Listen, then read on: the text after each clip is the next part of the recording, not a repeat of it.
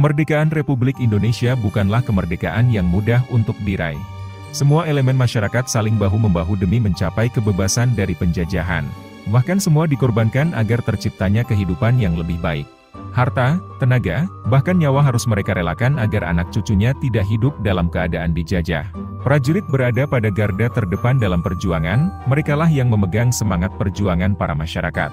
Baik tua maupun muda, lelaki maupun perempuan, yang kaya ataupun yang miskin, dan yang sehat maupun yang sakit tetap harus meneruskan perjuangan. Bahkan ternyata pekerja seks komersil, PSK, pencopet, pengemis dan pencuri juga memiliki perannya dalam kemerdekaan. Cukup aneh memang ketika mendengar pekerjaan yang banyak merugikan masyarakat itu memiliki peran dalam kemerdekaan kita.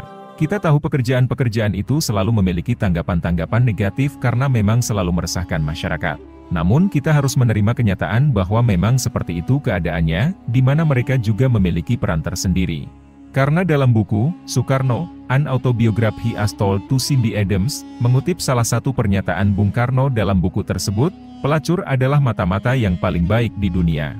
Bukan tanpa alasan ketika Soekarno mengatakan hal yang terdengar tidak rasional itu.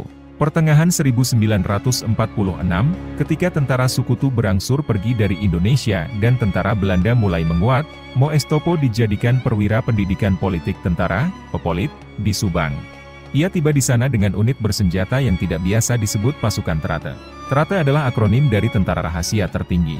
Selain terdiri dari taruna-taruna Akademi Militer Yogyakarta, ada pula pelacur dan pencopet dari Surabaya dan Yogyakarta. Mereka dikerahkan untuk menciptakan kekacauan dan kebingungan di kalangan serdadu-serdadu Belanda di sekitar Bandung. Para pencuri dan para pelacur ini, menurut Abdul Haris Nasution dalam memenuhi panggilan tugas, Kenangan Masa Muda, 1990, diberi pesan, boleh bergiat di daerah musuh terutama terhadap prajurit-prajurit musuh. Itu satu rencana yang cukup brilian, sebetulnya, pihak Republik berusaha mengirim penyakit masyarakat ke daerah lawan. Bekerja di daerah pendudukan Belanda, dalam masa revolusi, agaknya bisa lebih mendatangkan untuk mengingat perekonomian daerah pendudukan lebih baik daripada daerah Republik. Selain itu, pelacur-pelacur pro-Indonesia bisa menjadi mata-mata bagi Republik. Bagaimanapun, tentara-tentara yang dikirimkan ke Indonesia adalah pemuda-pemuda Belanda yang jauh dari pacar atau istri. Mereka butuh kehangatan dan tak jarang para PSK jadi penuntasan birahi. Pelacuran di daerah pendudukan Belanda maupun medan perang lain di dunia adalah efek dari peperangan juga. Kesulitan bahan makanan dan sumber uang membuat banyak perempuan rela jadi pelacur. Mengutip kesaksian seorang mantan veteran tentara Belanda di Indonesia, Frans Benteskap Knoop, ketika kami memasuki kota dengan truk militer berkapasitas 3 ton, di sana-sini terdapat perempuan yang sudah siap bercinta dengan tentara-tentara Belanda. Tetapi kami sudah mendapat peringatan, dan takut setengah mati akan dampak perkencanan itu, ujar Knoop, sebagaimana dicatat dalam Serdadu Belanda di Indonesia 1945 hingga 1950. Para PSK tak hanya mengumpulkan informasi, tapi juga ikut membantu menyabotase musuh.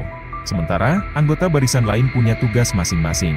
Pengemis bertugas mendengar pembicaraan musuh, pencopet ditugaskan mencopet orang kaya di pasar dan menggondol perlengkapan milik tentara Belanda, sementara perampok biasanya menyambangi rumah orang kaya untuk menggasak harta mereka untuk membiayai revolusi.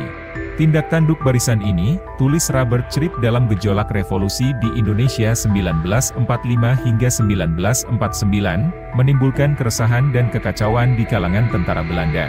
Sialnya, ide Moestopo tersebut kemudian ternyata menjadi ibarat senjata makan tuan. Karena adanya pelacur di front itu menyebabkan prajurit kita yang kesepian di front terkena getahnya, terkena wabah penyakit kotor, tulis Moeh Kardi dalam Pendidikan Perwira TNI AD di Masa Revolusi, 1979. Dilansir dari buku Robert Tripp yang berjudul, Para Jago dan Kaum Revolusioner Jakarta, mengisahkan mengenai penyelamatan terhadap Bung Karno dan pejuang lainnya saat dalam pengintaian Belanda oleh para PSK. Para PSK lah yang membantu menyembunyikannya di rumah bordil yang jadi sarang mereka. Selain membuat tempat persembunyian paling aman bagi para pejuang, hunian mereka juga dijadikan tempat penyelundupan senjata bagi para pejuang. Selain itu, saat tentara Jepang banyak memperkosa gadis-gadis baik yang tidak bersalah di Minangkabau, Bung Karno mengirimkan 120 PSK sebagai pengganti atau penyelamat gadis-gadis Minangkabau dari tindakan asusila tentara Jepang. Di sisi lain, PSK juga berjasa untuk penyelundupan suplai senjata pada masa penjajahan. Hal ini terbukti saat para kaum revolusioner dalam sebuah gerakan Laskar Rakyat Jakarta Raya, LRJR, ingin menyerang Jakarta untuk menaklukkan Jepang dan Belanda. PSK inilah yang menjadi penunjang untuk memuluskan rencana penaklukan dengan penyelundupan senjata. Untuk Bung Karno, PSK merupakan loyalis sejati yang mendukung tercapainya kemerdekaan. Tugas mereka menjadi sumber informasi mengenai musuh tak dapat digantikan oleh pihak manapun kala itu. Tak satu pun laki-laki anggota partai yang terhormat dan sopan itu dapat mengerjakan tugas ini untukku, ujar Soekarno yang juga menyampaikan para PSK bukan saja penyumbang yang menyenangkan, tetapi juga penyumbang yang besar dalam revolusi Indonesia. Bahkan, dalam keanggotaan PNI, Partai Nasional Indonesia, di Bandung, terdapat 670 orang perempuan yang berprofesi demikian dan mereka adalah anggota yang paling setia dan patuh, tulis Soekarno dalam buku berjudul Bung Karno, Penyambung Lidah Rakyat Indonesia, cetakan pertama tahun 1966. National Geographic, Grid, ID. Itulah sedikit ulasan tentang peran PSK dalam kemerdekaan Republik Indonesia.